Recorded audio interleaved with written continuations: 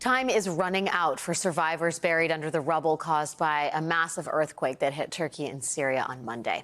Just after 11 p.m. Eastern Time, less than 2 hours from now, that will mark the end of a crucial 72-hour window during which most earthquake survivors are rescued.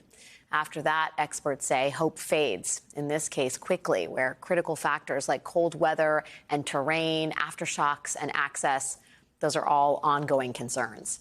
Now, the epicenter of the earthquake was in a small province in southern Turkey that sits right on the Mediterranean coast. It's bordered by Syria. But the quake was felt more than 300 miles away from there, and it affected more than 13.5 million people. Because this is such a remote area, local and international rescue teams are having a hard time getting there. And survivors are telling reporters in Turkey that in the first critical 24 hours after that quake, no one was there to help. No government, no rescue teams. People themselves, survivors, use their bare hands to dig through the rubble looking for their loved ones. Like in this video where a man sees the body of his wife but is unable to pull her out.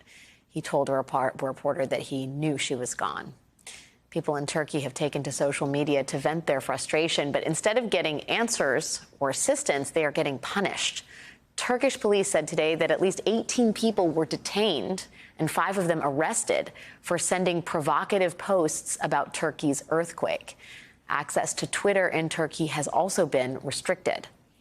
Turkish President Erdogan visited the affected areas today and admitted some shortcomings in the handling of the crisis, but also said it is not possible to be prepared for such a disaster.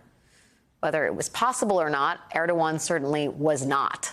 At the time the earthquake hit, Turkey had less than $5 in the government's earthquake relief fund. $5.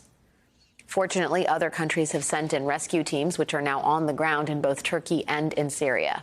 On the Turkish side, teams are forming human chains as they climb collapsed buildings looking for survivors, which is how this happened.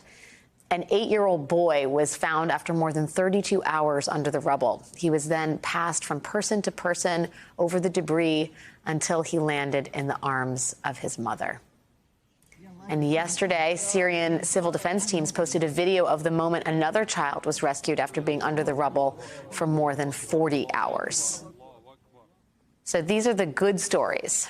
But as of tonight, more than 15,000 people have been killed, including at least 3 American citizens, and tens of thousands have been injured. More than 12,000 of those deaths are in Turkey. The rest are in Syria, which is, of course, a country still dealing with the scars of a brutal civil war. And for those who have managed to survive, they still very much need food, water, and shelter. You can visit NBCnews.com for information on how to help in this crisis.